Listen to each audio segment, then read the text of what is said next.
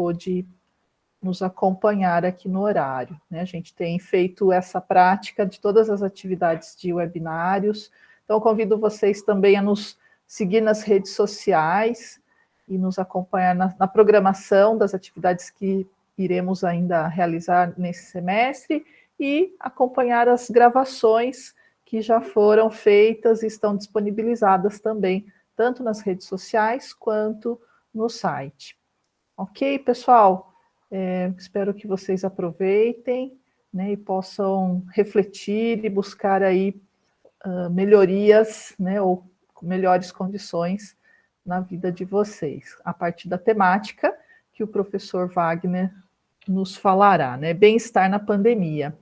Então, o professor Dilara Machado, ele é pesquisador 2 do CNPq, ele é professor dos cursos de pós-graduação stricto sensu em psicologia, da Escola de Ciências de Saúde da Vida e Administração, da Pontifícia Universidade Católica do Rio Grande do Sul. É coordenador do Grupo de Pesquisa Avaliação em Bem-Estar em Saúde Mental, coordenador do curso de pós-graduação Lato Sensu em Psicologia Positiva, Ciência do Bem-Estar e Autorrealização. É psicólogo pela Universidade Luterana do Brasil e doutor em Psicologia pela Universidade Federal do Rio Grande do Sul. Então, professor Wagner, mais uma vez, agradeço a presença e passo a palavra. Qualquer coisa eu estou por aqui, precisando, estou aqui acompanhando. Certo, tá bom, muito obrigado. Então, bom dia a todos. Com muita satisfação eu faço hoje essa conversa com vocês. Agradeço a Marilda, o pessoal do SAI, o Serviço de Apoio ao Estudante, né, lá da Unicamp,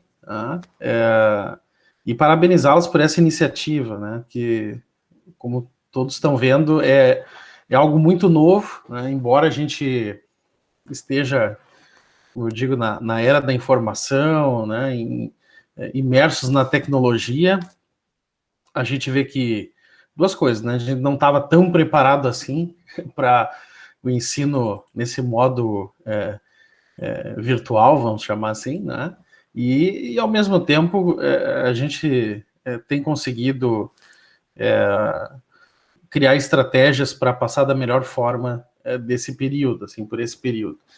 Então, parabenizá-los por essa iniciativa, porque eu acredito que o que a gente vai discutir aqui hoje pode ser de bastante utilidade para pessoas que estão enfrentando esse momento, principalmente os estudantes, né? Então, a gente pode discutir um pouquinho, então, essa questão de como manter o bem-estar nesse período de pandemia, né?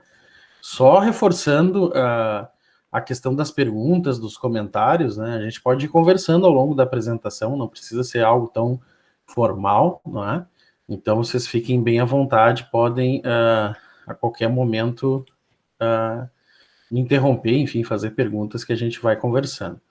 Eu preparei, obviamente, uma breve apresentação para nos guiar nessa conversa, tá?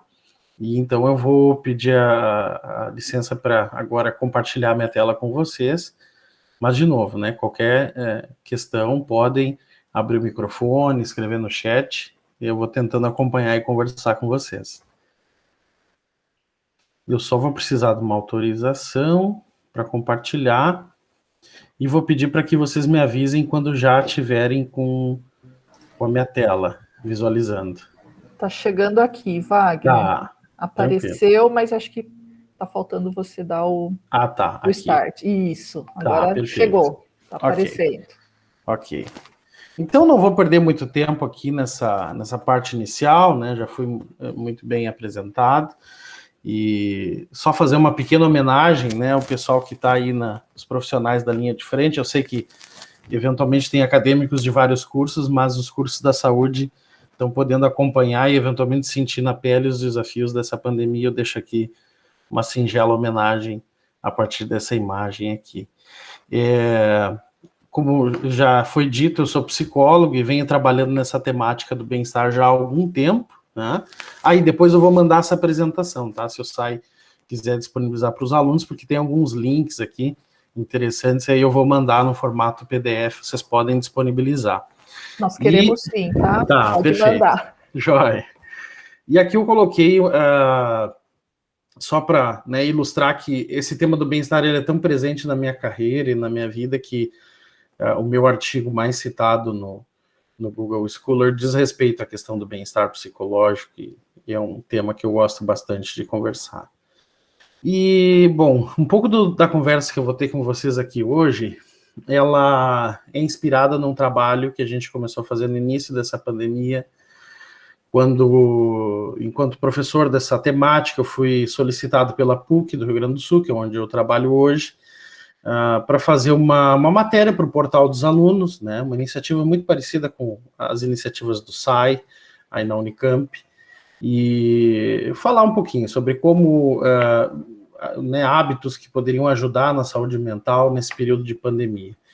Disso, né, então, assim, a gente está acostumado na pandemia de pegar um limão e fazer uma limonada, né, a gente teve a ideia, depois desse exercício teórico de pensar estratégias para manter a saúde mental, geramos uma cartilha, né, essa cartilha depois virou um artigo já publicado numa revista A1 brasileira, e a gente, inclusive, teve uma excelente projeção também na mídia com esse trabalho a partir dessa cartilha que criamos. E isso deu também origem a uma força-tarefa chamada Psicovida, né, e que já foi relatada num capítulo de livro também o ano passado.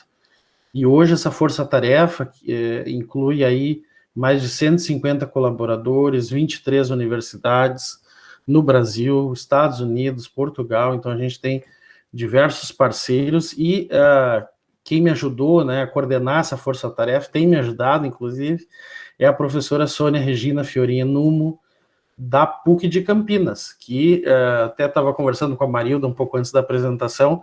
Eu morei em Campinas 3 anos, de 2015 até 2018, onde trabalhei também na PUC Campinas, e fruto dessa amizade também veio essa parceria de trabalho com a professora Sônia. Então, nessa força-tarefa, a gente criou uma série de cartilhas com o intuito de auxiliar as pessoas nos mais variados temas. Então, a gente tem cartilhas sobre a questão das crianças, sobre planejamento financeiro, sobre mulheres, sobre a questão da violência doméstica, né? Então, tem vários materiais muito legais que tem disponíveis neste link que eu apresento para vocês, e também a gente fez um Linktree, onde também estão listados lá os nossos materiais dessa força-tarefa, né?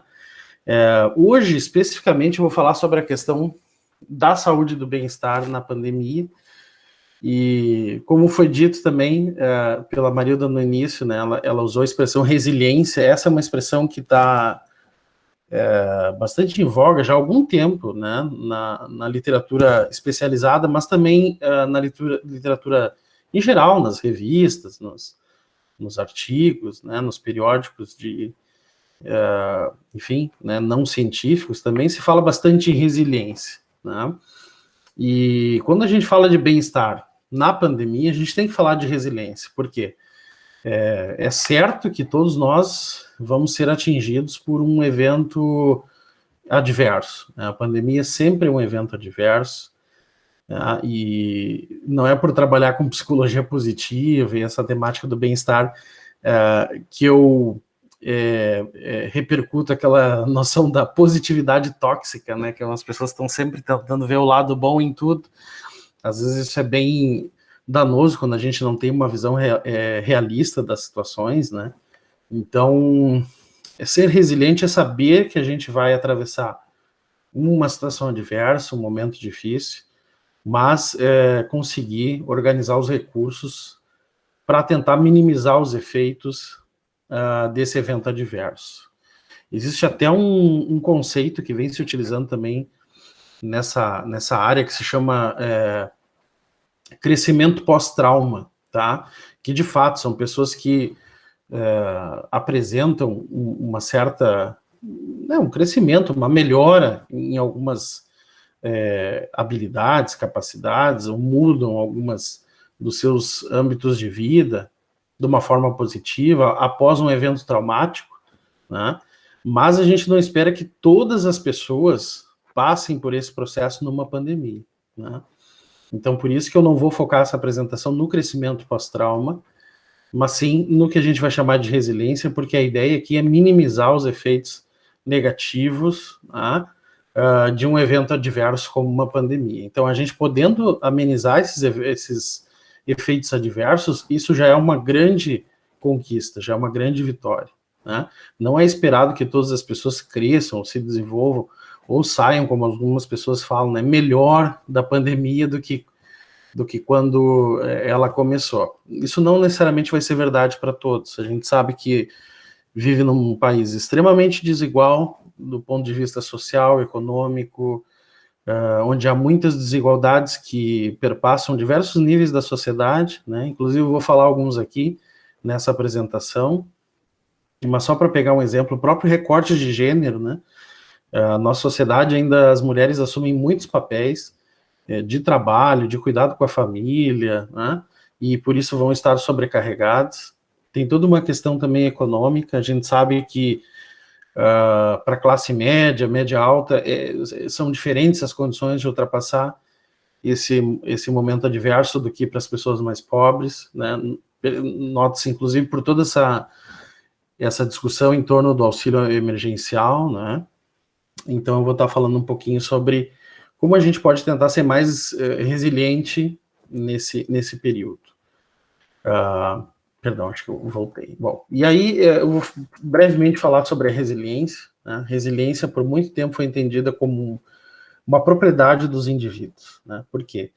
Porque lá nos anos 70, alguns pesquisadores dos Estados Unidos começaram a perceber que algumas crianças, mesmo vivendo num ambiente adverso, bairros pobres, violentos, famílias com transtornos mentais, problemas com álcool, drogas, depressão, enfim, ainda assim apresentavam um bom desempenho na escola, não apresentavam nenhum problema de comportamento, enfim, eram crianças, se tinha essa ideia, mais resistentes, tá?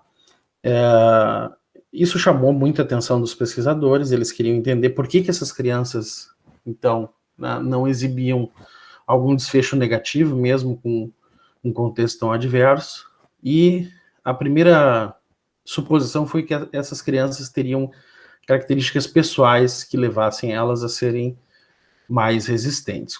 Com o passar do tempo e a pesquisa, foi se percebendo que, além de algumas características pessoais, algumas características também do ambiente, e que poderiam ser desenvolvidas e não somente diziam respeito ao temperamento dessas crianças, eram muito importantes no processo de resiliência. Tá?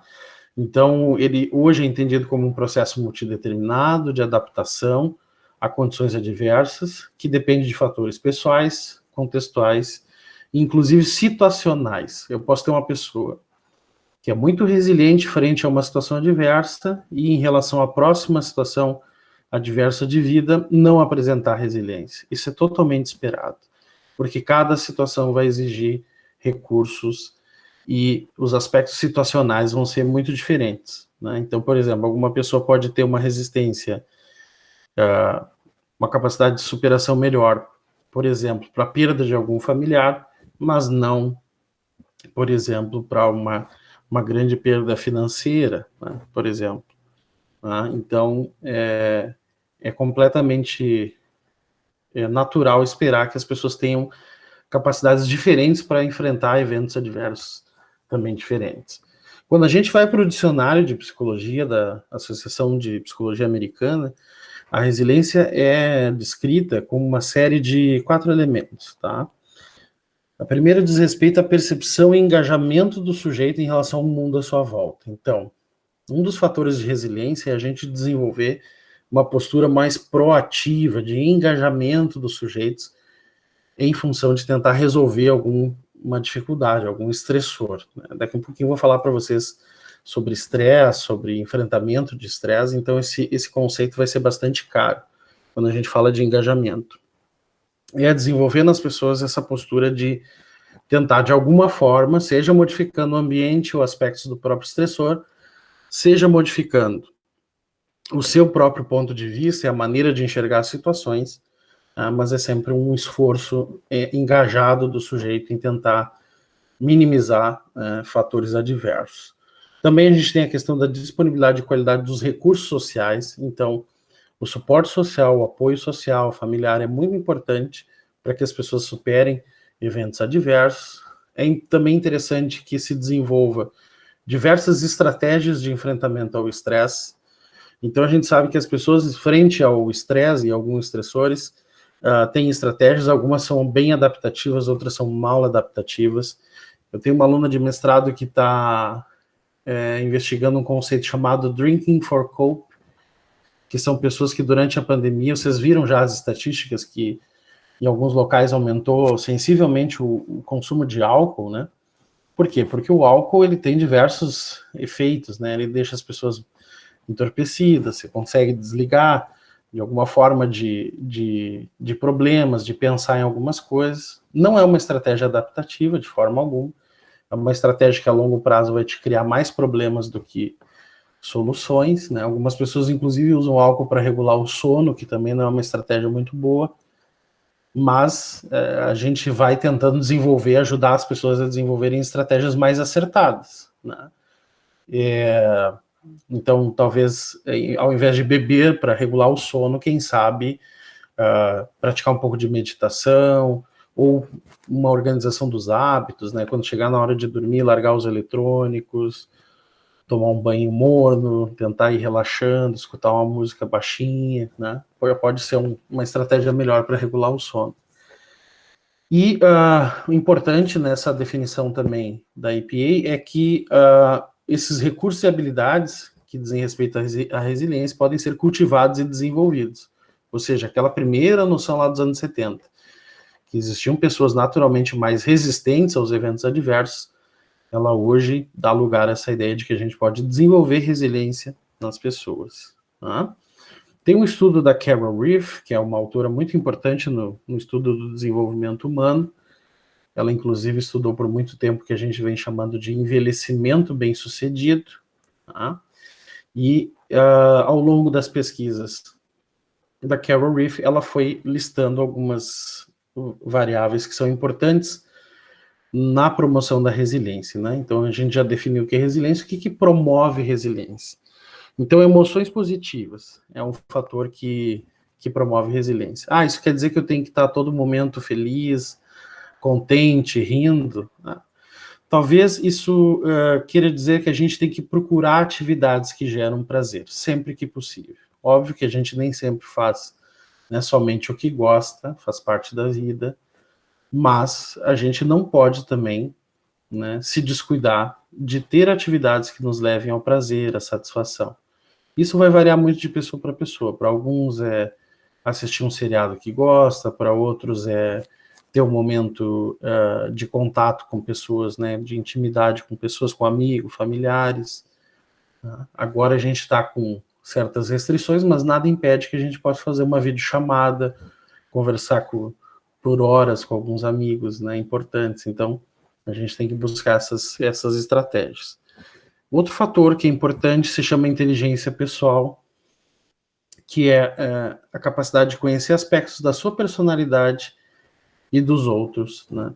Então, esse momento de pandemia, como a gente já tem os contatos, né, mais reduzidos e eventualmente mediados por dispositivos, né, eletrônicos e por mídias, se faz mais necessária essa habilidade de você, primeiro, se conhecer, né, reconhecer suas emoções, reconhecer seus comportamentos e reconhecer as emoções e comportamentos nas outras pessoas, porque aí você vai conseguir de forma mais eficiente entender o estado emocional de outras pessoas, compreender reações, às vezes exageradas, às vezes compreender alterações de humor, né, saber quando uma pessoa está triste, abatida, cansada, poder oferecer suporte. Então, esse é um aspecto muito importante. Um outro fator não menos, né, relevante é o que se chama de self-complexo. Self-complexo é um conceito bem legal e que diz respeito à forma como que a gente se enxerga a si mesmo, né? Então, a gente, ao longo do nosso desenvolvimento, vai criando conceitos, né, visões de nós mesmos a respeito das nossas características pessoais, do nosso desempenho em diversas áreas da vida, trabalho, relacionamentos, tudo mais. O que é um self complexo? É o contrário de um self mais rígido. Então, algumas pessoas no início da pandemia começaram a não dar conta, por exemplo, de algumas tarefas que habitualmente elas estariam, e começaram a se identificar demais com esses pequenos fracassos, assim. Então, as pessoas não conseguiam, por exemplo, se organizar para as aulas, e dali a pouco estava lá a pessoa, meu Deus, não vai dar certo, eu vou perder 1 ano, 2 anos de estudo, vai dar tudo errado, né? E uma pessoa que tem self-complexo, ela sabe que ela não é totalmente definida nem pelo seu sucesso, tampouco pelos seus fracassos. Ela é uma mistura de tudo isso. Então, uma pessoa com uma visão de si mais flexível, ela vai saber que, por um momento, ela pode não estar dando conta desses aspectos, mas que ela pode ir atrás de adquirir habilidades ou de receber suporte para dar conta dessas novas tarefas, né? Então, ter um self-complexo é muito importante. Vou tomar uma aguinha aqui. Um outro fator que é muito relevante para a resiliência é o que a gente chama de religiosidade e fé. Eu sei que algumas pessoas, né, se declaram ateus ou agnósticos, enfim, né? Mas o que a gente quer dizer com religiosidade e fé é alguma experiência transcendental. Então, conheço muitas pessoas que não têm, né, não seguem uma religião institucionalizada, mas que têm momentos transcendentais, por exemplo, com contato na natureza, né? São pessoas que buscam experiências de contato com a natureza, experimentam nesse contato com a natureza uma profunda sensação de conexão com, enfim, com o planeta que elas habitam, com aqueles seres, tudo mais. Ela se percebe como fazendo parte de um todo maior, do qual ela é corresponsável. Isso não deixa de ser uma experiência de religiosidade ou de transcendentalidade, né? Algumas pessoas optam, né, ou por tradições pessoais, familiares, por seguir religiões institucionalizadas.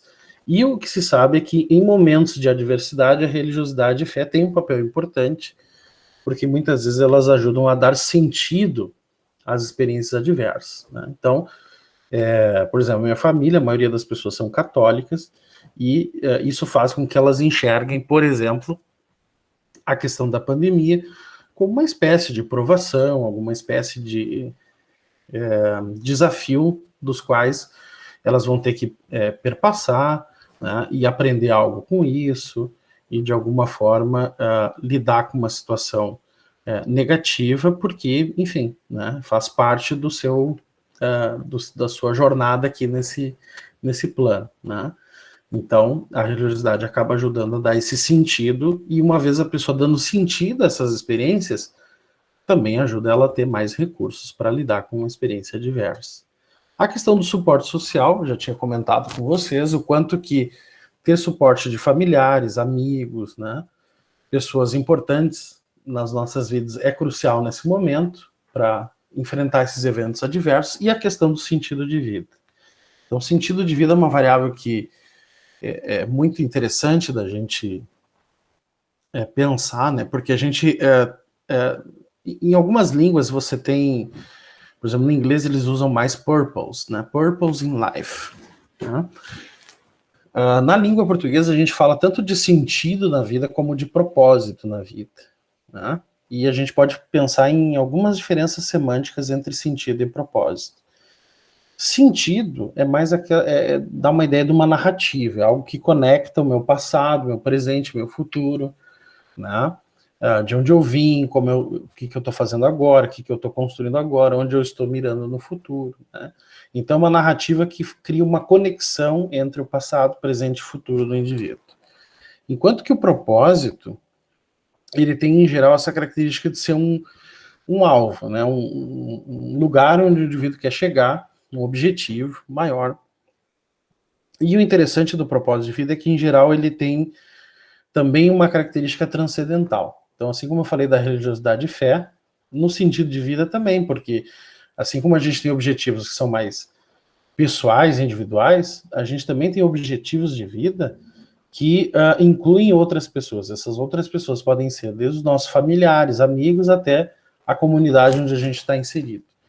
Então vamos pensar, uma pessoa que busca ter um padrão de consumo mais consciente, né, se engaja em questões ambientais e tudo mais, ela tem um propósito de vida que é pessoal, né, mudar, de repente, né, o seu estilo de vida, mas com isso também ela quer ter um impacto na comunidade, né, em que ela está inserida. Então, o sentido de vida e o propósito, especialmente, também tem esse caráter transcendental.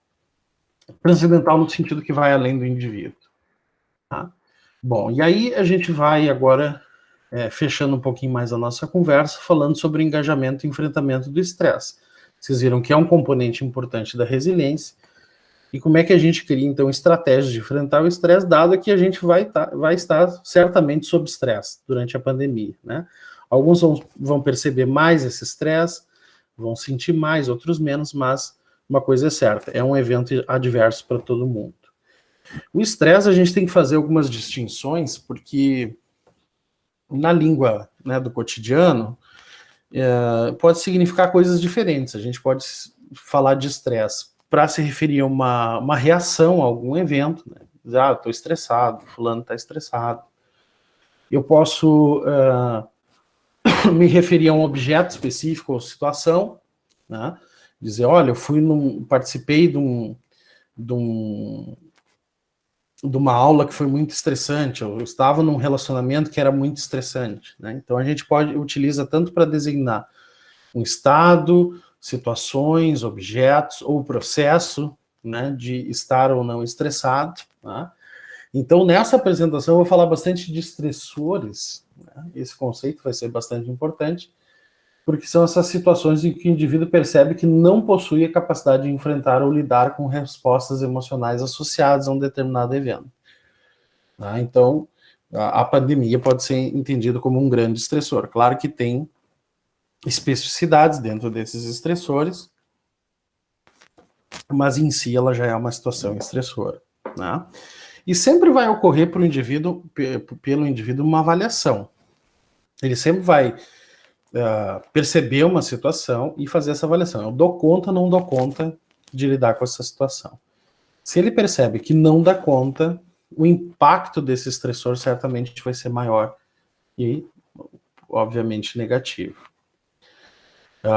Bom, e aí como é que a gente sabe se está estressado ou não, né?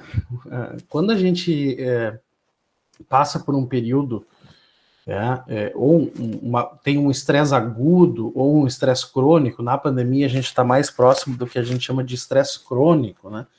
Porque os problemas derivados da pandemia eles vão se arrastando, vão se alongando, né? Eventualmente algumas pessoas vão ter períodos de estresse agudo, então eventualmente se alguém perde o emprego, perde um familiar, né? Perdão, essa pessoa vai estar passando por um estresse agudo. E o que são sinais que o estressor ultrapassou a capacidade dos indivíduos de lidar, né, com aquela situação? A gente tem sintomas físicos que envolvem dor de cabeça, cansaço, fadiga. A gente tem sintomas emocionais que vão envolver principalmente afetos negativos, a questão do desânimo, irritação, medo, tristeza.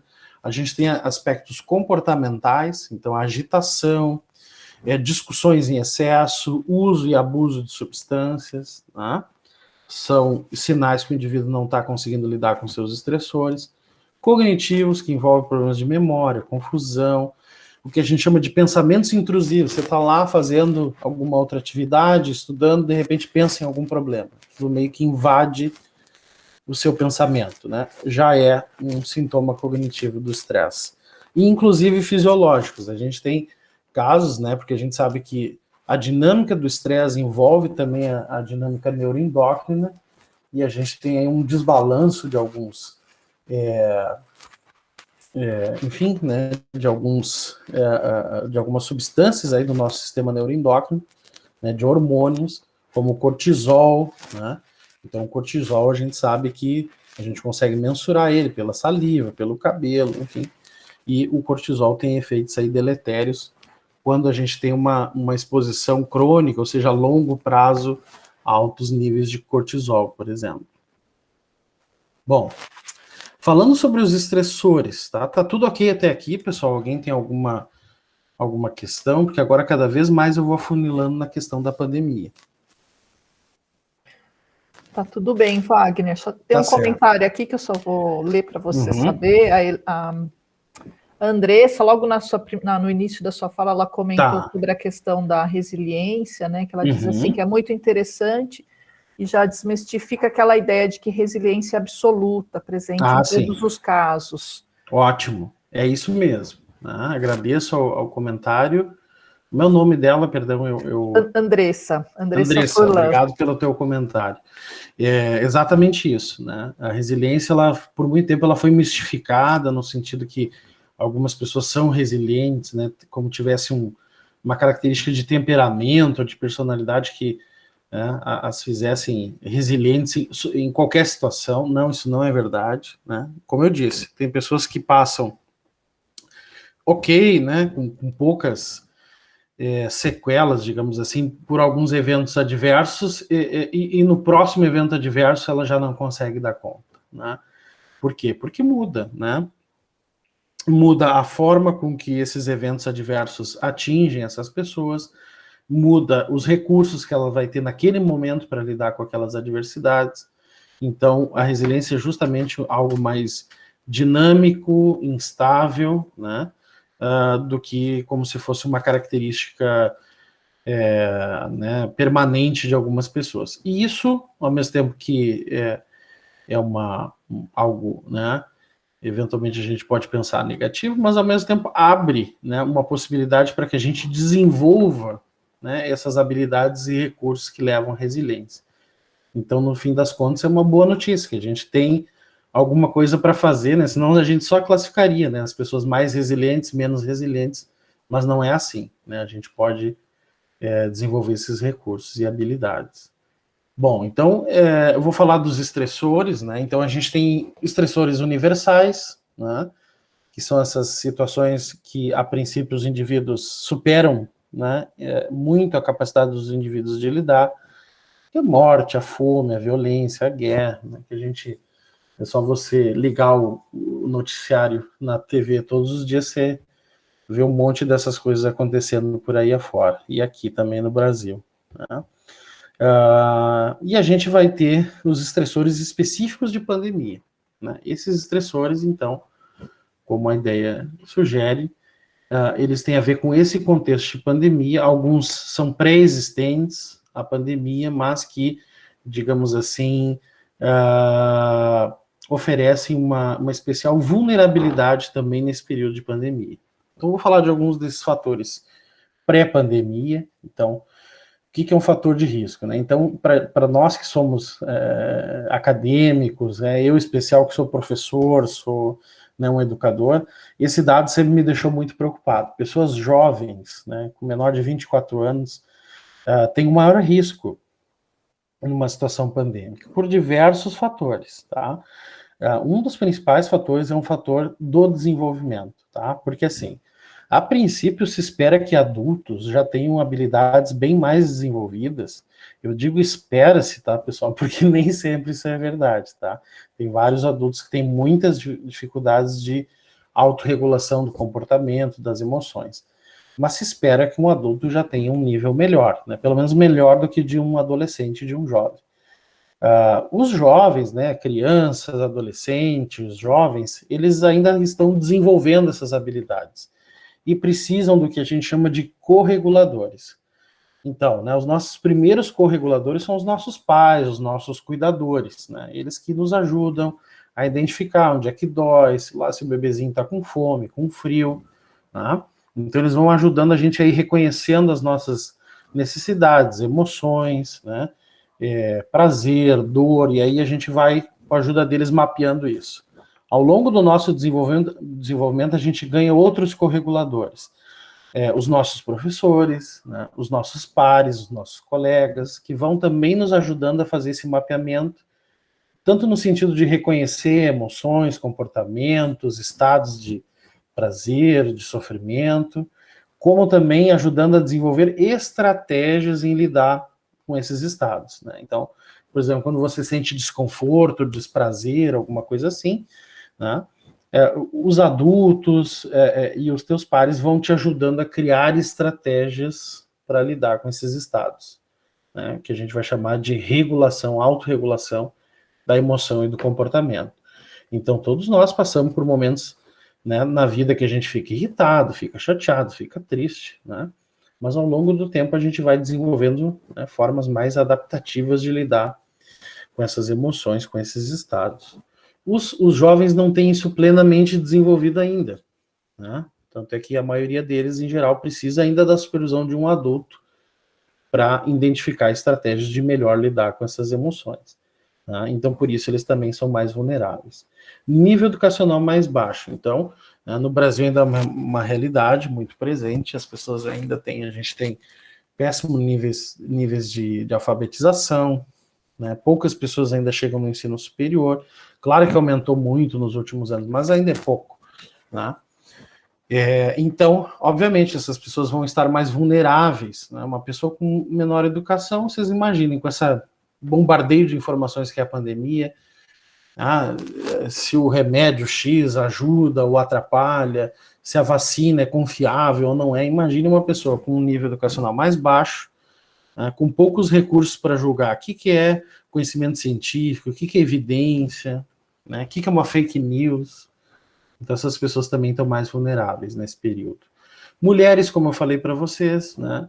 A gente ainda vive numa sociedade muito machista, onde as mulheres acabam por acumular muitos papéis, né? Jornada dupla de trabalho, mais casa, mas não sei o que. Então, as mulheres são muito vulneráveis porque a gente sabe que a pandemia, de alguma forma, leva a uma sobrecarga das tarefas que a gente já está envolvido. Então, imaginem quem já tem muitas tarefas, muitos papéis, acaba, obviamente, por ficar sobrecarregado, ou mais sobrecarregado.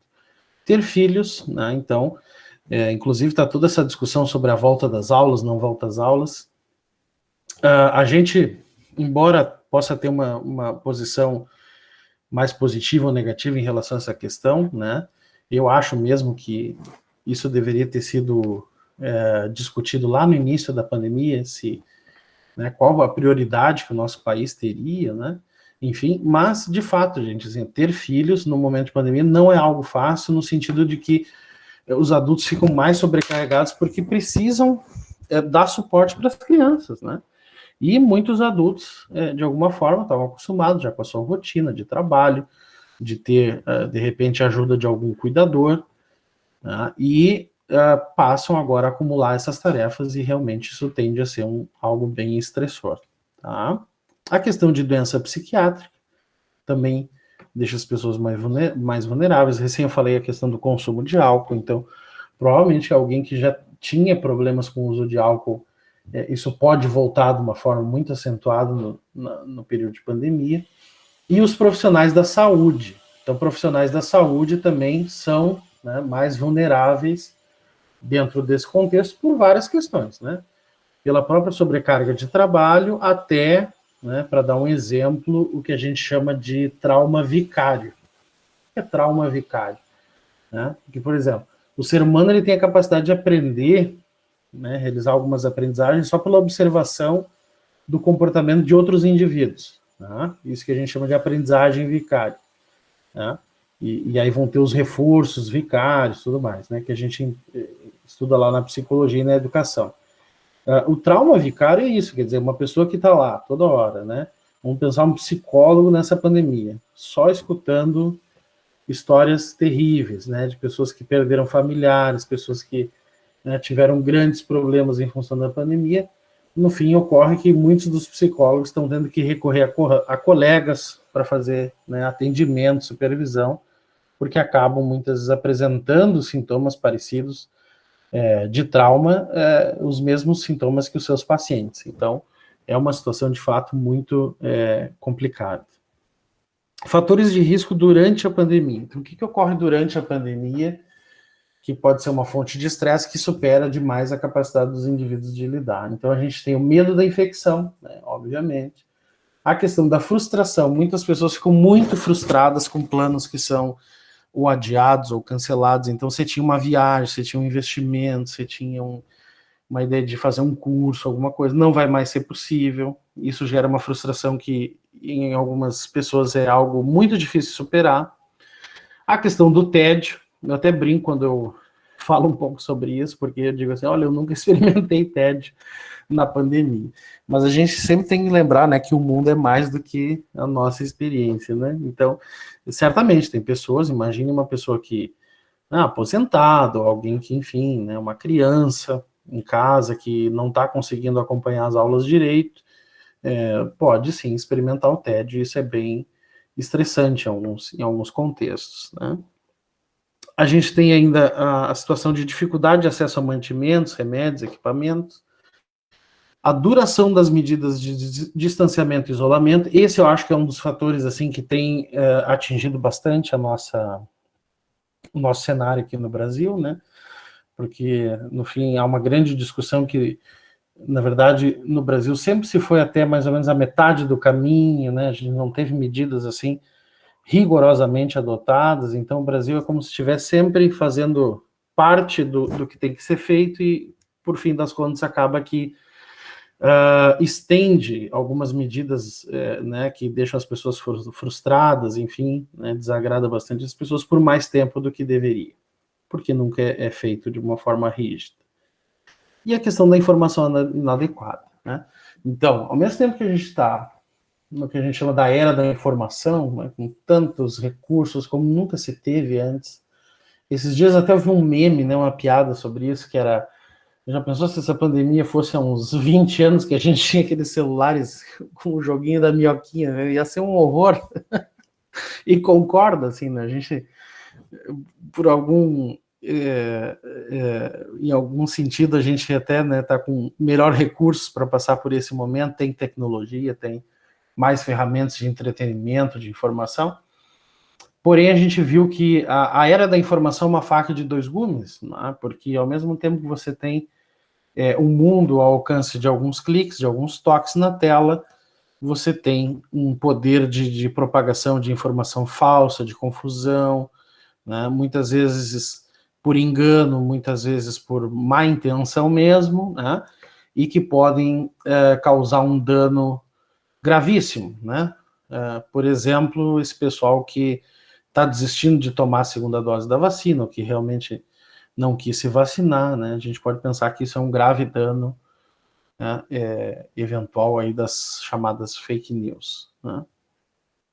E a gente tem na literatura citados os fatores pós-pandemia. Aqui eu coloquei finanças com asterisco, porque como a gente vive no Brasil, não é só um fator pós-pandemia, né? É um fator pós-pandemia na maioria onde esses estudos são feitos, que é na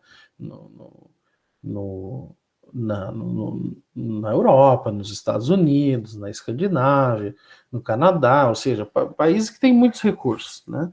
No Brasil e nos países pobres, a questão financeira já começa a ser um estressor durante a pandemia. Então, aqui no Brasil a gente teve, né, toda essa discussão do auxílio emergencial, o aumento do desemprego, a atividade econômica que foi lá para baixo, né? Então, tem uma série aí de questões relacionadas às questões financeiras que acabam sendo um estressor, algo que vai além do controle, excede, né, a capacidade dos indivíduos de lidar. E também a questão do estigma, né? Então, as pessoas que eventualmente se infectaram ou que tiveram familiares infectados ficam com um grande medo, um grande receio de serem discriminados futuramente, tá? Por conta de, né, terem tido a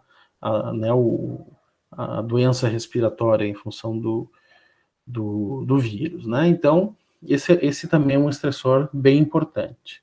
Bom, então, pensando nesses estressores da pandemia, a gente pensou em criar uma espécie de guia com algumas sugestões para as pessoas lidarem com esses estressores da melhor forma possível, que se transformou, como eu falei para vocês, numa cartilha, não só numa, em diversas cartilhas, e que vai pensar o enfrentamento do estresse, que a gente dá esse nome, né? Principalmente internacionalmente, ele vai ser conhecido como coping, esse fenômeno, tá? Mas é um enfrentamento do estresse, que vai ser aqui entendido como uma ação regulatória, numa perspectiva do desenvolvimento, que nem eu falei para vocês. As pessoas mais jovens, em geral, têm menos recursos para lidar com estressores do que adultos, então precisam da ajuda de correguladores, e que vai agir em todos esses níveis: comportamento, emoção, cognição, ambiente e orientação do comportamento, né? Então, a gente se utilizou basicamente de 2 modelos teóricos para criar essa cartilha. O primeiro foi esse modelo do Compass a respeito do estresse, que vai dizer, olha, engajamento, né, enfrentamento do estresse basicamente envolve ações voluntárias dos indivíduos, né? Se não é uma ação voluntária, não é enfrentamento do estresse, é outra coisa.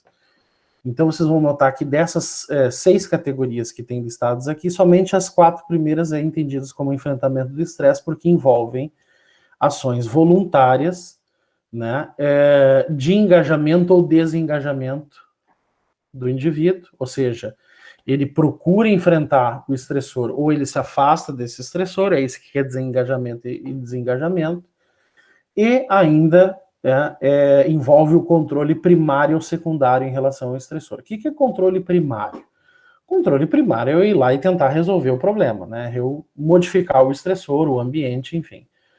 O controle secundário, quer dizer, né, tem situações que a gente sabe que não tem como mudar, né? Bom, quando não tem como mudar a situação, o que tem que mudar? Nós mesmos, né? Então, por exemplo, ali tem exemplos de a categoria B ali, né? Controle voluntário secundário. Por exemplo, pensamento positivo, reestruturação cognitiva, aceitação das situações, né? Aceitação, quando se diz uma aceitação realista, né? Por exemplo, adianta eu acordar todos os dias, né, esbravejando, irritado porque estou numa pandemia? Não vai ser muito construtivo. Eventualmente eu vou ficar mais, né, com mais afetos negativos, já vou começar mal o dia.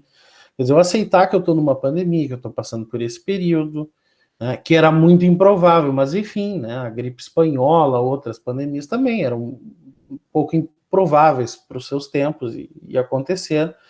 Enfim, agora eu tenho que lidar com essa situação, né? Então é uma forma de engajamento, mas que o sujeito muda a sua percepção em relação ao estressor, a sua atitude, né? Não tem como mudar o estressor, não tem como, com um passe de mágica, eu terminar com a pandemia, né? E ainda existem esforços de desengajamento, quando eu quero desligar dos estressores, às vezes é necessário, né? Às vezes é a única forma que o indivíduo tem de reagir. Só que, em geral, não são formas muito recomendadas. Por quê? Porque em algum momento você vai ter que ou modificar a si mesmo ou modificar a fonte de estressor para resolver o problema. Então, notem que a categoria dele, né, enfrentamento com desengajamento de controle secundário. Então, é o sujeito se modificando para se afastar do estressor. Tem lá pensamentos desejosos, que é a pessoa ficar fantasiando, que a pandemia vai passar, tudo mais, vai tudo voltar ao normal. No verão vai estar todo mundo na praia, curtindo um ano normal, né? É uma forma de enfrentar o estresse, é dar uma desligada. Ou a distração. Vou olhar minha série favorita na ferramenta de streaming lá que eu tenho assinatura. Tá. O problema é que o uso repetido dessas estratégias podem levar a problemas sérios com esses estressores. Imagina se toda vez que você pensa nas suas tarefas, por exemplo, de acadêmicas, você vai se distrair para lidar com esse estressor, vai chegar um momento que vai se acumular tantas coisas que vai ser insolúvel, né? Você vai ter um prejuízo considerável nos seus estudos. Então, a distração, ela pode ser um recurso utilizado, ela deve ser utilizada em algumas situações, porém, não devem ser as estratégias principais de lidar com estressores. A gente tem que sempre procurar esforços engajados, que eu vou modificar ou o estressor, a situação, o problema, ou vou modificar a forma com que eu enxergo essa situação, problema. Uma outra teoria que a gente utilizou foi uma teoria que explica questões de temperamento e personalidade, que é uma teoria, né, que se chama de autodeterminação, que vai dizer o seguinte: olha, o ser humano tem 3 necessidades básicas, tá? 3 grandes motivadores do nosso comportamento: relacionamentos seguros, competência, a gente tem que se sentir competente, lidar com o ambiente, com os desafios, e autonomia. Todo ser humano gosta de tomar decisões, de avaliar experiências de acordo com critérios internos, né? Ninguém gosta de ouvir dos outros o que você deve achar de tal coisa, você quer chegar à conclusão por si mesmo. né? Se algo é bom ou ruim, satisfatório, insatisfatório, você quer chegar a essa conclusão, e não necessariamente adotar a opinião de outras pessoas. Então, isso é autonomia, por exemplo, né? Então, dentro dessas necessidades, o sujeito pode fazer uma avaliação das situações de estresse como um desafio, ou seja, ela vai ter que modificar os seus recursos e dar conta dessa situação, ou como uma ameaça, que é quando ela acha que já não consegue, por exemplo, dar conta, né? Então, vamos usar um exemplo rapidinho aqui da primeira necessidade, relacionamento, né? Então, por exemplo, se eu acho, né, que o meu ambiente, né, eu tenho um estressor relacionado ao ambiente, eu percebo como um desafio do ambiente, eu vou buscar suporte de outras pessoas para dar conta dos meus desafios de relacionamento, né? Então, por exemplo, estou com dificuldade de estudar, vou atrás de pessoas para ter dicas, né? Vou falar com meus pais, meus avós, alguém, um amigo próximo, olha, me ajuda aqui, eu não estou dando conta dessa situação, você me ajuda, você me ajuda a organizar, de repente a pessoa vai lá e, né, então você busca suporte. O contrário disso, de repente, é a pessoa, o que a gente chama de isolamento, né? Então a pessoa, ao invés de buscar ativamente por suporte de outras pessoas, ocorre o contrário, né? Ela se fecha, deixa de se comunicar com as pessoas importantes, ou ainda a delegação, né? Então, quem já não teve numa situação de discussão em sala de aula, na família, que alguém diz assim, decidam aí o que vocês decidirem, eu acato, né? Quer dizer, essa pessoa está delegando a outras, né, a questão de escolha, ela quando ela tem essa reação, ela está abrindo mão, né, de negociar, de conversar e de se envolver com outras pessoas, né? Então, é entendido como uma estratégia não muito adaptativa, tá? Bom, e aí baseado nessas duas teorias, então, né, a gente fez um resumo, então a gente precisa buscar esforços voluntários engajados, né, percebidos como um desafio e não uma ameaça às nossas necessidades psicológicas básicas. E aí veio essa cartilha, né? Eu deixei aqui também alguns links para vocês poderem acessar esse material, que é uma cartilha de enfrentamento do estresse. E, como eu falei para vocês, além das necessidades básicas, a gente também, né, foi buscar nas terapias comportamentais contextuais, são as chamadas terapias de TCC de terceira onda, que usam conceitos aí como autocompaixão, né, que é esse autocuidado, mindfulness, que é essa questão de manter a atenção no aqui e agora, né, esse foco da atenção como uma das ações reguladoras importantes para a saúde mental. Então, as nossas dicas são associadas a cada uma dessas necessidades básicas. Então, já se encaminhando para o final da nossa conversa aqui, eu vou falar rapidinho sobre alguns estressores de cada uma das necessidades básicas e algumas estratégias de como lidar com esses estressores. Então, a gente tem, por exemplo, estressores de competência durante a pandemia. Então, por exemplo, sentir medo de confundir os sintomas da Covid com outra condição qualquer, né? Receio de procurar estabelecimentos de saúde. Tem sentimentos de desamparo, tédio, solidão, depressão, né? Medo de se sentir sobrecarregado nos cuidados da família, medo de não dar conta de sustentar financeiramente a família. Então, são estressores de competência. O sujeito começa a desconfiar que ele é competente para lidar com esses estressores, que ele tem as habilidades, capacidades necessárias. O que podem ser estratégias de enfrentamento, então, para esses estressores? Como lidar com esses estressores de uma forma positiva? Então, primeira coisa, né? Tô com medo de confundir, bom, procurar fontes de informações confiáveis. Isso foi bem trabalhado lá no início da pandemia, né? E cada vez mais a gente preza para isso.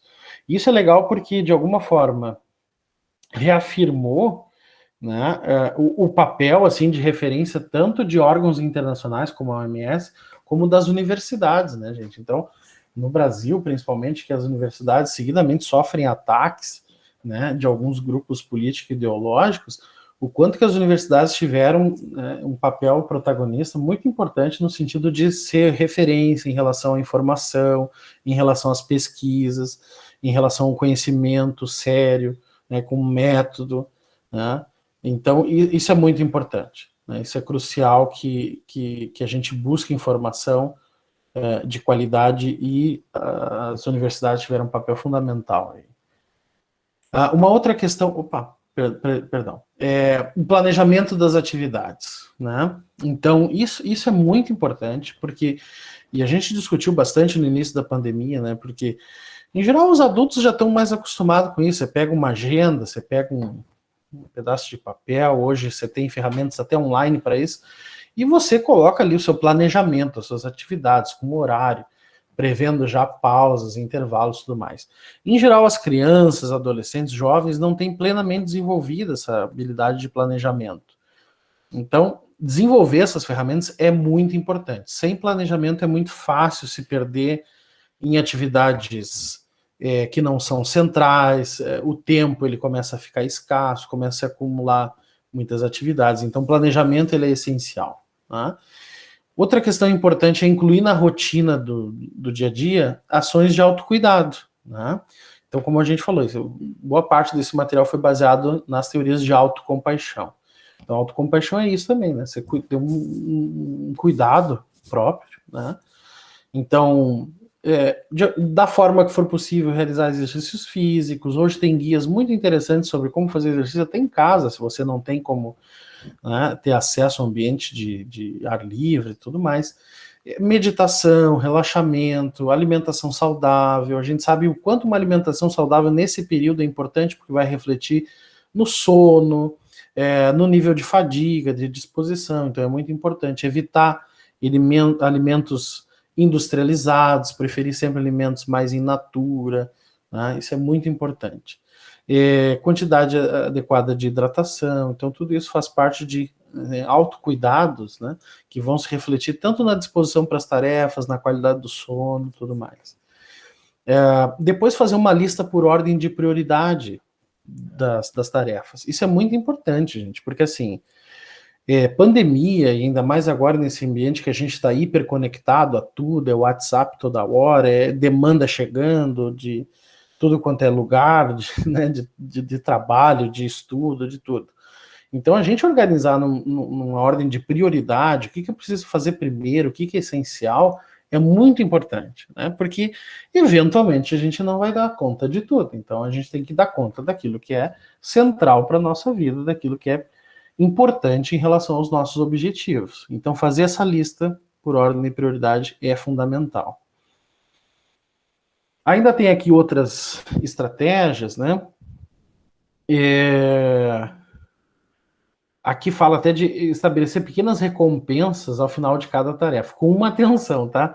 Alimentos não é uma boa estratégia de recompensa, né? Então, você abrir aquele chocolate que você gosta e a cada tarefa feita comer um pedacinho pode não ser muito, muito legal, tá? Agora, você, ao final de cada tarefa cumprida, tá?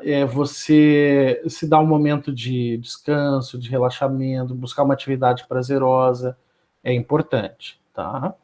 A questão da situação financeira também, né? Então, isso, né? Grana tá curta, lápis, papel e cortar tudo aquilo que não é central, que não é essencial. Não tem outra forma de ter controle financeiro, né? A gente tem que cortar gastos desnecessários, tá? Cortar tudo que é possível, tá? Então, isso também é importante para a gente não ficar preocupado em não dar conta, né, com o controle financeiro necessário nesse período. Em relação aos estressores de relacionamentos, então, o que pode afetar a minha, né, confiança em ter relacionamentos seguros de suporte? Medo de perder alguém para o Covid, né? Medo de estar separado das pessoas que ama e que se importa, medo de não ter suporte no momento de resolver problemas relacionados à pandemia, medo de ser socialmente excluído. Recém eu falei da questão, né, do preconceito, do estigma em relação às pessoas que tiveram, né, o Covid e as doenças relacionadas. E aí a gente pode pensar em estratégias para enfrentar esses estressores. Então, buscar pessoas que possam acolher demandas emocionais. Então é bom ter um amigo, um confidente, alguém que você possa compartilhar suas angústias, seus sonhos. Isso é muito importante nesse período. Buscar formas alternativas de se conectar a essas pessoas. Então, né? Usem e abusem de videochamadas, bom, se você está cansado de tela, faz uma ligação tradicional, né? Escute a pessoa, fique um bom tempo. Isso é muito importante, a gente manter esse senso de conexão com pessoas que são importantes para a gente, né? Tanto importante quanto oferecer apoio é aceitar suporte emocional. Às vezes a gente quer ser meio durão, né? Durona, não aceitar o apoio de outras pessoas. É importante a gente permitir ser apoiado, né, receber esse apoio, expressar emoções e sentimentos de uma forma mais, né, não deixar para fazer isso. Em geral a gente faz isso muito bem quando está irritado, ou quando está numa situação, né, de desentendimento. Então, expressa emoções positivas também, isso é importante, né, expressar a gratidão, a saudade, outras emoções assim que são, né, positivas nesse momento, são muito importantes. Também promover nas pessoas, né, com as pessoas que você convive, a expressão das emoções, lembrando que sempre crianças, idosos podem necessitar de auxílio. As crianças porque não entendem muito bem, os idosos às vezes ficam muito assustados, né, com as notícias, com a mídia. Então, em geral, os mais jovens, adultos, jovens, têm esse papel de ajudar a corregular, né, como a gente diz, essas emoções, né? E aquilo que eu falava para vocês, a conexão com o transcendental. Então, se você tem alguma prática, seja a religião que for, seja a filosofia de vida que você tiver, eu tenho uma experiência transcendental com a natureza, busque cultivar essa experiência. Isso é muito importante, porque isso nos conecta, essa experiência que eu tenho chamado, né, de transcendental, isso que nos conecta a algo maior que nós mesmos, seja o que você considera, né, a natureza, o cosmos, Deus, enfim, né, não interessa, isso depende da sua crença particular. Mas cultive essas práticas, isso vai ser muito importante nesse momento.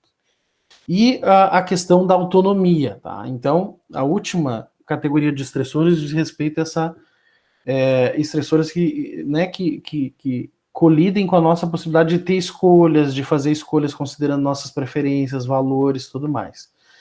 Então a pessoa pode ter medo de perder a liberdade, piora das suas condições de saúde que levem a ficar dependente de outras pessoas, né? Medo de ter sequelas em relação à doença, se for contaminado. Então, que estratégias a gente pode ter para enfrentar esses estressores? Primeiro, aceitar a situação de uma forma realista, que nem eu estava falando para vocês.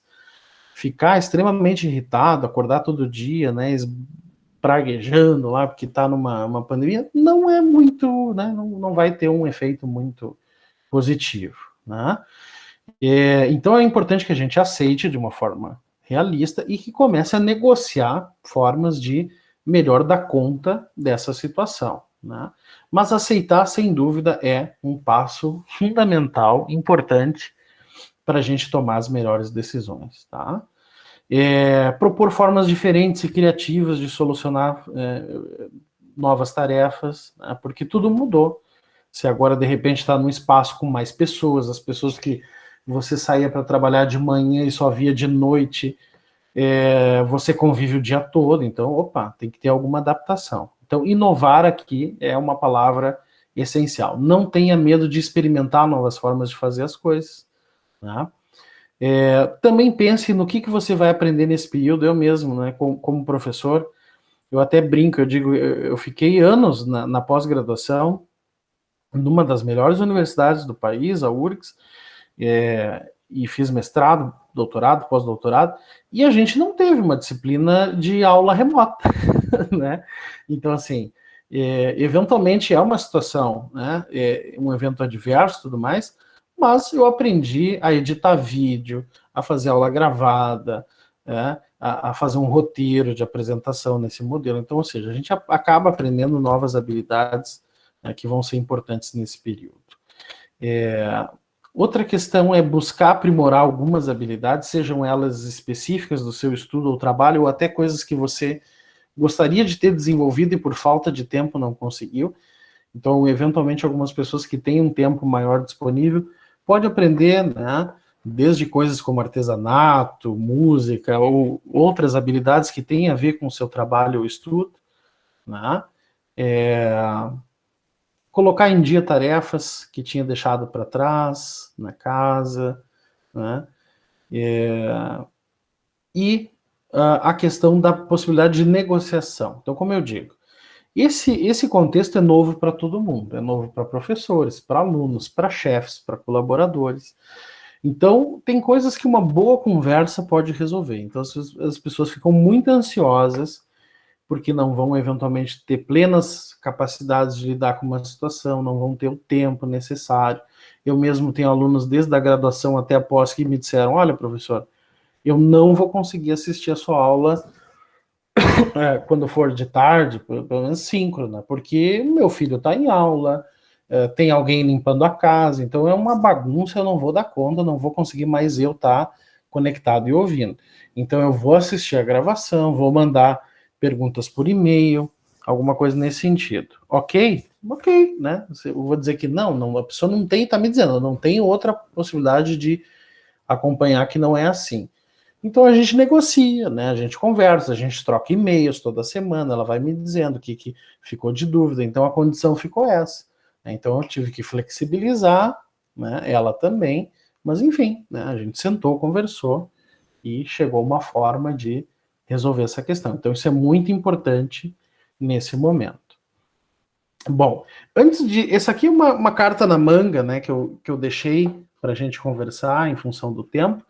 Mas eu acho que eu vou fazer uma pausinha aqui, de repente ver algumas perguntas, né? E se vocês acharem, se a gente tiver tempo também, a gente segue falando mais algumas coisinhas, mas a princípio, né, era essa conversa que eu tinha, né, para nossa manhã aqui hoje. Então, muito obrigado e fico então agora disponível para a gente conversar um pouquinho sobre esse período e sobre essas estratégias. Muito obrigado. Sensacional, Wagner, sua apresentação, muito esclarecedora, né? Acho que nos ajuda aí a explorar um pouco mais do autoconhecimento, né? Desses conceitos que você apresentou, de que forma que eles estão relacionados aí com a nossa vida pessoal, profissional e acadêmica, né? Acho que dicas bem valiosas aí em termos de informação, das cartilhas, a gente certamente vai explorar bastante esse material. Tem uma pergunta aqui da Andressa, ela está dizendo assim, ó, poderíamos entender o estresse também como uma reação negativa a eventos que exigem mudança ou adaptação? Ou isso seria uma concepção mais redutora? Ah, legal. Agradeço de novo a pergunta, Andressa. E sim, né, toda mudança, toda adaptação, ela gera estresse, né? O que alguns autores fazem uma separação, né, é o que a gente chama desse estresse positivo, que muitos vão denominar de eustress, né? Porque é um estresse, aquele estresse que nos impele a ação, a adaptação, né? A modificar padrões. Então, esse seria o estresse positivo. E tem aquele estresse que, no seguinte sentido, o indivíduo ele não vai conseguir dar conta, né, de realizar essa adaptação, essa modificação, e aí esse tipo de estresse, por sobrecarregar as capacidades do indivíduo, começam, né, e aí ele não consegue dar conta, começa a sobrecarregar o sistema, e aí começam a aparecer alguns sintomas. Então, basicamente o que a gente falou hoje aqui são estratégias, né, que justamente, quer dizer, é ver os estressores de pandemia como possibilidades de adaptação e de mudança, né? E não como algo que vai nos deixar paralisado ou com medo, que a gente veja como uma ameaça, e sim como um desafio, né? Agora, de novo, a questão da pessoa perceber como uma ameaça ou um desafio vai depender da sua resiliência, né? E aí a gente tem como, de novo, promover aspectos que vão auxiliá-la a ver isso mais como um desafio e menos como uma ameaça, né? Então esse estresse que tu tá te referindo é mais esse estresse de ver as situações como desafios, desafios para nossa adaptação, desafios para nossa mudança e menos como uma ameaça. Quando a gente vê como uma ameaça, ele tende a ser um estresse negativo. O pessoal fez vários comentários aqui no chat também, parabenizando, falando muito bem da sua apresentação. Certo. A Adriana fez uma pergunta aqui, como receberemos esse material dos slides? Adriana, a gente pode encaminhar por e-mail, tá? Assim que a gente tiver disponível, até o final da semana, até a gente processar todas as informações, a gente encaminha por e-mail para vocês. O PDF eu posso gerar agora, se você não se importa, eu já posso colocar no site, no chat. Pode, ótimo, rapidinho, tá? ótimo, Eu vou gerar perfeito. um link do meu Dropbox, vocês podem baixar. Perfeito, Wagner. Isso. Ó, tem mais perguntas chegando ali. Isso, tem uma mãozinha levantada aqui, que eu acho que é da Andressa. Andressa, você quer falar? Fique à vontade. Licença, bom dia. Estou já ocupando bastante espaço aqui, né? Mas aproveitando o espaço para debate, se não for interromper a pergunta de ninguém. Professor, primeiramente, muito obrigada pela apresentação, elucidou muitas ideias, coisas que eu nem tinha ponderado antes ainda, então foi bastante elucidativo. Eu fiquei pensando sobre a questão do self-complexo, e eu gostaria se o senhor puder comentar um pouquinho, especificamente, sobre o self-complexo, a inteligência pessoal e a questão da autocobrança. Se puder especificar um pouquinho isso para o nosso contexto de acadêmico, mas de uma forma geral também, para lidar com essas questões. Certo, obrigado, Andressa. Eu vou começar pelo fim, né, que você falou do excesso de autoexigência, que é uma marca, assim, do mundo acadêmico, né, as pessoas na academia, aquela nível de exigência sempre nas estrelas, né, e cuidado com isso, gente, assim, né, porque no período de pandemia é importante, sim, né, a autoexigência, ela é sempre positiva, mas em excesso, né, e principalmente durante um evento adverso como o da pandemia, ela pode mais nos atrapalhar do que ajudar, né? Então, assim, e por quê? Porque como é uma situação nova de pandemia, na qual a gente não está, porque, né, assim, vamos supor na academia, a gente ingressa lá primeiro semestre, vai aprendendo as regras do jogo, você tem um professor que diz assim, olha, você não pode tirar uma opinião da cartola, você tem que referenciar um autor, dizer assim, olha, tá aqui, fundamentar, né? Então, você vai tendo um tempo para aprender as regras do jogo, e você vai sendo avaliado também conforme o seu percurso nesse aprendizado. Então, dificilmente um professor vai chegar lá no primeiro semestre e vai, né, humilhar um aluno, né, fazer uma cobrança excessiva. Não, ele vai orientar, ele vai dizer, cara, assim, ó, muito legal o texto que você produziu, mas assim, essa ideia aqui é sua, de quem é? Ah, é porque eu li. Beleza, se você leu de algum lugar, coloque aqui, então, né, esse autor referenciando essa ideia. Isso é importante, isso é uma boa prática acadêmica. Quando vem uma pandemia, esse tempo para a gente aprender as regras do jogo e se adaptar é bem menor. Então, se a gente continuar com o nível de exigência lá em cima, muito mais a gente vai ficar frustrado, né, e se identificando com os nossos fracassos do que com o nosso potencial. Tá? Então, aí que entra o papel da autocompaixão, disso que a Andressa falou do self-complexo, porque eu tenho que lembrar o que é o self-complexo. É assim, bom, tentei essa semana organizar os meus estudos, organizar minha rotina, não deu certo. Eu tenho que lembrar, não, mas calma aí, em algum momento eu consegui, em algum momento eu também fracassei, mas depois consegui. Agora de novo. Então, eu vou fracassar uma vez, eu vou fracassar a segunda, na próxima eu já vou fazer melhor, e melhor, e melhor. Então, isso é muito importante, eu ir desenvolvendo essa percepção fluida de mim mesmo. Se eu começar a me identificar somente com meus fracassos, não vai dar certo. Né? Aí eu entro numa espiral negativa, né? num ciclo vicioso, no qual eu vou ficando mais triste, ou irritado, ou frustrado. Isso, de alguma forma, também vai fazer com que eu encare os desafios mais como ameaça, eu já não consiga me enxergar de uma forma competente de lidar com aqueles desafios e tudo mais. Não é o caminho. Então, por isso que é muito importante a gente ter, né, desenvolver essa questão da autoaceitação, da autocompaixão, né, e lembrar, bom, também em outras fases da minha vida eu não dei conta de algumas coisas que depois fui aprendendo a dar conta. A pandemia é mais uma delas, é mais uma dessas experiências. Então a gente dá conta, vai dar conta, né? mas a gente precisa de um período de adaptação, de aprendizagem, né, de testar novas estratégias, a gente nunca pode esquecer disso. Então, Andressa, acho que meu comentário vai mais nesse sentido, né? As pessoas têm que lembrar que é algo novo, e algo novo a gente precisa se adaptar, conhecer, testar, errar até acertar. Tá? Então, isso é muito importante.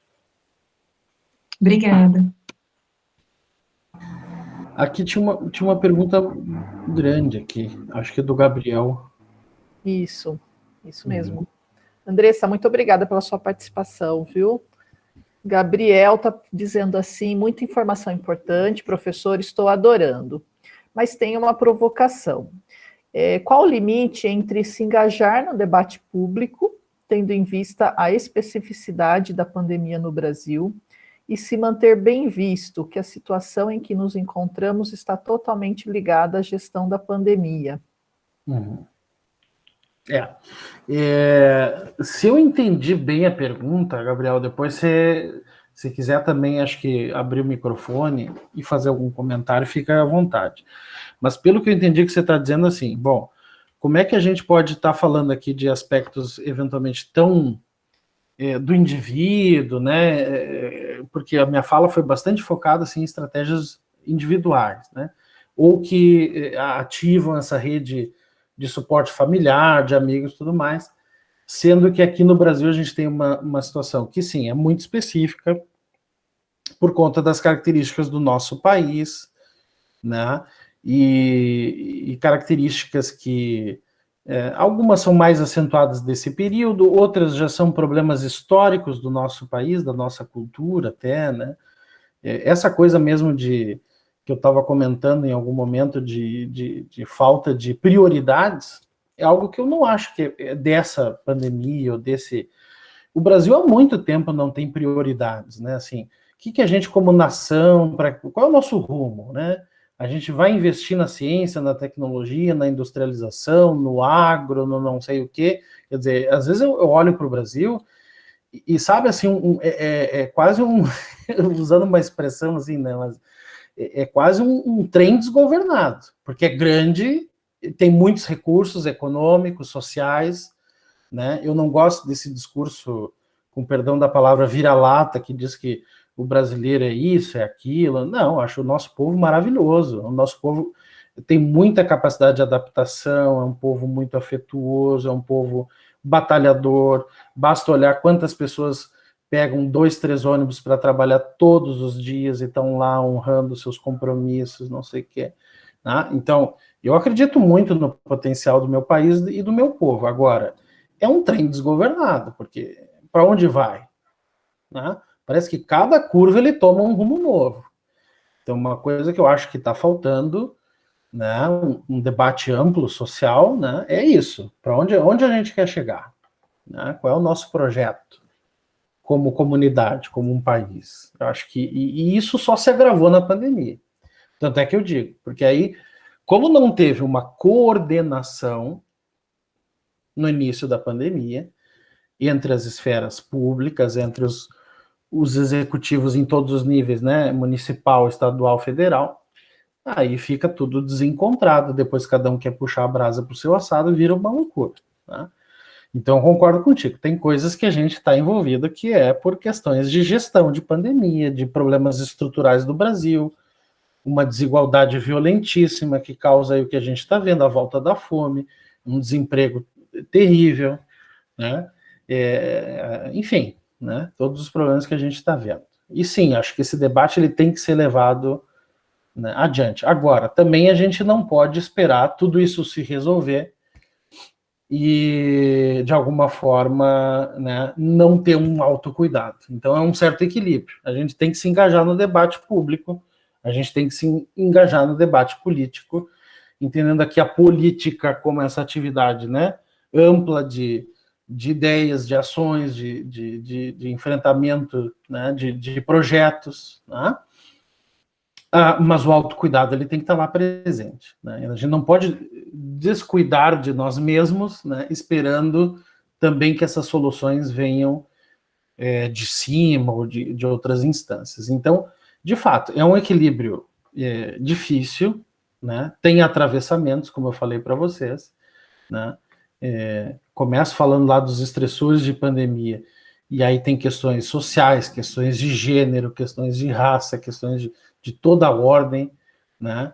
Que a gente possa imaginar, que tem atravessamentos, né? Mas a gente também tem que, digamos assim, tem que juntar recursos em todas essas dimensões da vida, seja mais particular, seja mais comunitária, seja o autocuidado, seja o nível da discussão mais macro, né, em termos de sociedade, de políticas.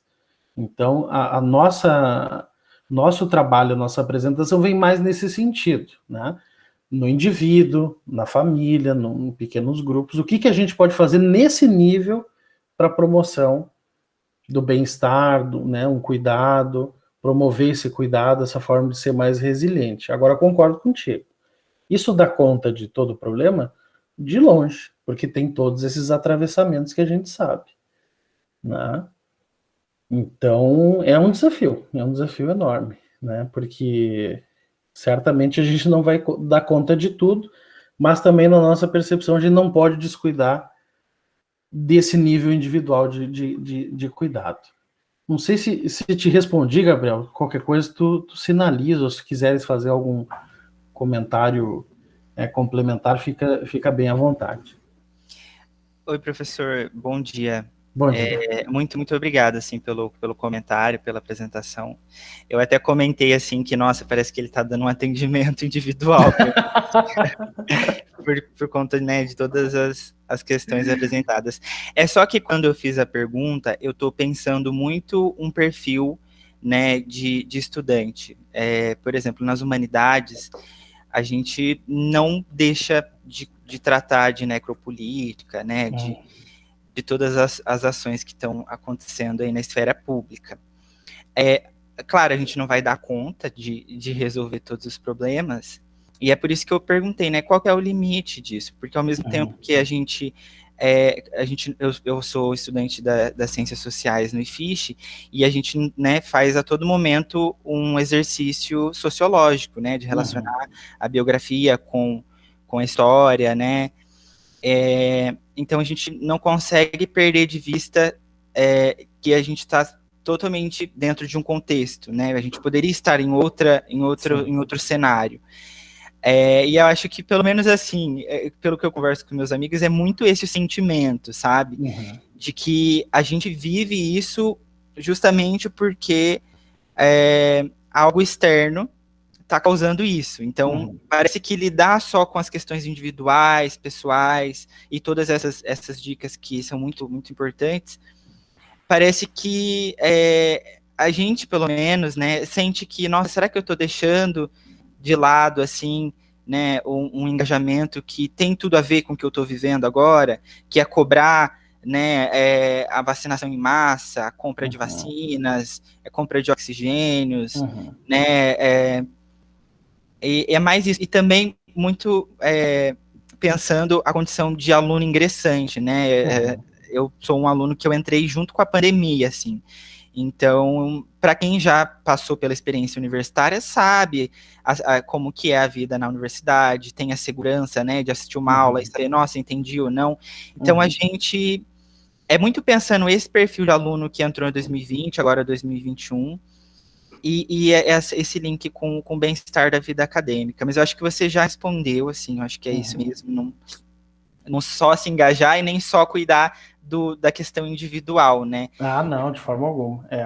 Eu acho que tem que andar junto essas questões, porque, inclusive, obrigado, Gabriel, pelo teu complemento, para mim ficou até mais claro também a tua colocação.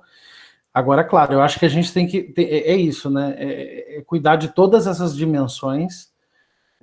De novo, nem só se voltar para o individual, né, quer dizer, eu não estou propondo aqui que a gente entre numa redoma e que, bom, vou cuidar do meu bem-estar e deixa o que está acontecendo lá fora. Não, de forma alguma. Agora, se eu não tiver algum nível de autocuidado, eu também não vou ter disposição, energia, né, para lidar com esses desafios, sejam eles num nível mais macro, seja nos perrengues que eu tenho que dar conta no dia a dia, né, então eu tenho que cuidar do indivíduo em todos esses âmbitos. E o que tu tem dito, né, tu usou a expressão necropolítica e tudo mais, a gente tem notado em alguns estudos que essa situação de alto grau de incerteza, porque isso eu acho que tem acometido bastante as pessoas, é tanto grau de incerteza, quer dizer, vai chegar a vacina, quando todo mundo for vacinado, essas vacinas ainda vão ser eficientes, porque tem uma certa janela, né, de eficácia desses imunizantes, e se as pessoas começam a voltar para suas atividades, volta à circulação, você tem mutações e dali a pouco você fica, ai meu Deus, não vai dar nada certo, né? Vai ter que desenvolver outra vacina, começar tudo de novo. E o que a gente tem percebido em alguns estudos é que esse alto grau de incerteza está levando as pessoas a ficarem desesperançosas, né? Um alto grau de desesperança. E quando tu tem um alto grau de desesperança, o que acontece? As pessoas vão se desengajando das atividades. Então, por isso que eu te digo, até para continuar pressionando governos, né, para continuar pressionando mudanças, para continuar se engajando, né, você tem que ter um nível de autocuidado, porque se você for abatido por essa desesperança, por essa visão de futuro muito incerta, e você não conseguir lidar isso de alguma forma, preservando em algum nível o teu bem-estar, as pessoas tendem a desengajar de todas as suas atividades. Eu não estou falando só de estudo, trabalho, né? As pessoas passam, porque, pensa comigo, por que eu vou estar lá pressionando, né? Hoje, o que né? As pessoas não têm saído para a rua para processar, mas estão fazendo movimentos nas mídias sociais, estão se organizando em fóruns, em baixo assinado, e não sei mais o que. Claro que tem muitas pessoas que ficam questionando a efetividade disso, mas eu acho que a gente também fica num balanço, né, entre a exposição, né, e algo mais responsável, respeitando as limitações sanitárias desse período. Mas, de novo, né, é isso que eu te digo, se a pessoa sucumbe a esse cenário de negatividade, de futuro incerto, né, inclusive ela desengaja da luta política e social, inclusive. Não só das suas atividades diárias. Então, eu tenho que cuidar também desse sujeito a nível individual. Eu não posso deixar que ele, né, se perca em meio a uma depressão, a um estado agudo de desesperança, porque aí ele vai desengajar de tudo, né? Então, esse é o tensionamento que eu acho interessante. Agora, concordo contigo. A gente não pode, de forma alguma, deixar de lado essas outras dimensões que fazem, sim, parte do que a gente está vivendo agora, né?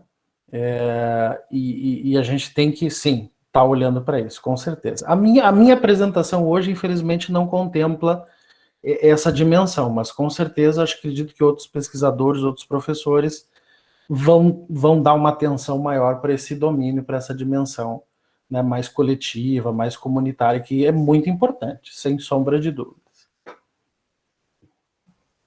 Muito bem, pessoal. Então, só para reforçar, o professor Wagner já disponibilizou aqui o link do Dropbox para vocês fazerem o download dos slides. Nós também colocamos aqui no chat um link para vocês participarem aí, nos ajudarem na organização das próximas tarefas. Nosso tempo está estourando, mas tem uma pergunta aqui da Lucirene. Para encerrar, ela pergunta assim, como é que o estresse está relacionado com a ansiedade? Ótimo, uma excelente pergunta, né? Então, inclusive a gente também trabalha bastante com esses conceitos, porque aqui na PUC eu sou de um programa de pós-graduação, eu estou numa área de concentração mais clínica, então acho que também por isso esse recorte assim, mais do indivíduo, de pensar essa dinâmica, né, mais a nível individual e família do adoecimento. E quando a gente fala de estresse e ansiedade, quer dizer, o que eu vou rapidinho conceituar? Estresse é sobrecarga, tá? Estresse é quando as situações, os eventos adversos superam em muito as minhas habilidades de lidar com eles. O que é a ansiedade? A ansiedade é a antecipação de um problema futuro, tá?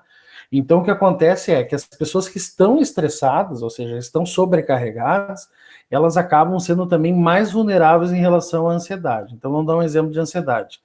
A pessoa não está passando por situações vamos supor, de preocupações financeiras no momento, mas ela começa a antecipar. Meu Deus, Eu acho que se essa pandemia funcionar, lá na frente eu vou ter um problema grave, né, com as minhas finanças. E aí, por antecipar esses problemas, ela começa a desconfiar da habilidade que ela vai ter de lidar com esses problemas futuramente, ou seja, não é o problema imediato, tá? Porque quando a gente reage a um problema imediato, é mais medo do que ansiedade. A ansiedade é a antecipação, né? E a ansiedade também dispara uma série de desregulações dos nossos afetos, cognições, né? Então, uma das características da ansiedade é o que a gente chamava de pensamentos intrusivos. Daqui a pouco a pessoa que tem essa preocupação financeira está lá estudando, daqui a pouco lembra. Meu Deus, eu vou ter um problema financeiro, né? Invade o pensamento dela e ela já não consegue se concentrar na tarefa que está tendo. Tá? Ou vai dormir e não dorme direito, porque aí na hora de deitar a cabeça do travesseiro, né, tem gente que até brinca com isso, tem os memes, né? Tem aquele meme do cérebro, né? Você vai dormir agora? Sim. Aí ele faz uma pergunta sacana, assim, para deixar a pessoa apavorada. A ansiedade é um pouco isso, né? O sujeito vai ter aquele momento de relaxar, né? E aí, né, a cabeça começa a jogar contra, você começa a antecipar problemas, antecipar fracassos, né? Porque é uma percepção de fracasso futuro. E aí a pessoa dorme mal. E aí, se dorme mal, é um problema, porque o sono, né, até a gente tem no nosso grupo de pesquisa dado uma especial atenção ao sono. E que na nossa geração agora, eu já sou de uma geração que, eu sou do tempo da internet de escada, muitos de vocês nem eram desse tempo, mas eu tô mais, né, eu já sou de uma geração que passava da meia-noite para acessar a internet, para jogar, para ficar em chat e tudo mais. E hoje eu vejo que o sono é mais complicado ainda dessa garotada que está vindo. E é um problemão, porque assim, sem querer colocar, né, regra para os outros, mas assim, o sono do ponto de vista biológico ele é importante, porque você tem toda uma questão de regulação dos teus hormônios, né, de questão de memória de curto prazo indo para longo prazo, você tem, né, várias funções que têm correlação com o sono. E quando você não tem uma noite bem dormida, você tem uma cascata de eventos que ocorrem, né? Inclusive é fator de risco para obesidade, para transtornos alimentares, porque as pessoas se sentem com maior fadiga, daí comem mais, numa esperança de ter mais energia, né? É fator de risco para depressão, porque, né, é uma cascata de eventos, como eu disse. Você dorme mal, você vai se envolver numa atividade, você já não tem aquela concentração 100%. Aí você já começa a se preocupar com o seu desempenho. Aí você já fica chateado, você já não estudou como gostaria, não trabalhou como gostaria. Aí por você estar preocupado, quando vai dormir, já não dorme bem de novo. Então você cria de novo, a ideia de um ciclo vicioso, né? Onde uma noite mal dormida gera as condições de novas noites mal dormidas. Né? E aí vira um horror. Né? Tanto é que agora fizeram um estudo bem interessante, longitudinal, com pacientes com depressão, e o principal preditor de depressão em 4 anos, eles investigaram as vidas das pessoas 4 anos antes do diagnóstico de depressão. Qual o principal fator preditor, né, que estava lá presente nas pessoas que desenvolveram depressão? Problemas de sono. Então, cuidem do sono de vocês. Eu sei que agora existe até que eles chamam de... eu li esse conceito numa reportagem muito recente, mas era algo como... Agora não lembro se era insônia reativa, daqui a um pouco vem a expressão. Mas era assim, como o indivíduo, as pessoas estão perdendo a autonomia, ou seja, o tempo anda escasso, elas não conseguem muito escolher o que fazem. Aí, assim, na hora do sono, elas, para ter uma sensação de controle, não vou dormir. Vou ficar acordado, vou fazer outra coisa. Claro, é uma reação, né, a essa falta de autonomia que a gente está tendo nesse período, mas que pode ser muito danosa do ponto de vista da saúde mental. Então, atenção, gente, essa é uma dica importante. Cuidem do sono de vocês. Muito bem, professor Wagner. Acho que nosso tempo aqui já estourou. Jóia. Mas eu gostaria de agradecer a todos pela participação, pelas perguntas, pelo envolvimento, né? Certamente sairão daqui com muitas reflexões e acho que, sobretudo, possíveis caminhos aí para poder fortalecer a resiliência de vocês. Eu reforço aqui o convite para vocês continuarem nos acompanhando nas redes sociais, né, e na nossa programação. A Francirene aqui está agradecendo a presença, a apresentação, a Helena também, dizendo que adorou a apresentação, Wagner, Andressa. Então, a gente gostaria de parabenizar e agradecer novamente a presença e a participação, Wagner. Então, esse link vai ficar disponível para vocês também, a gravação, e vocês podem divulgar para os colegas poderem ter acesso à informação também. Okay? Certo, agradeço de novo a oportunidade de estar aqui com vocês nessa manhã. Ok, pessoal, até a próxima, então. Nos vemos aí nos meets. E Wagner, um abraço, viu? Tudo de bom. Tchau, tchau. Um abraço a todos. Tchauzinho. Tchau.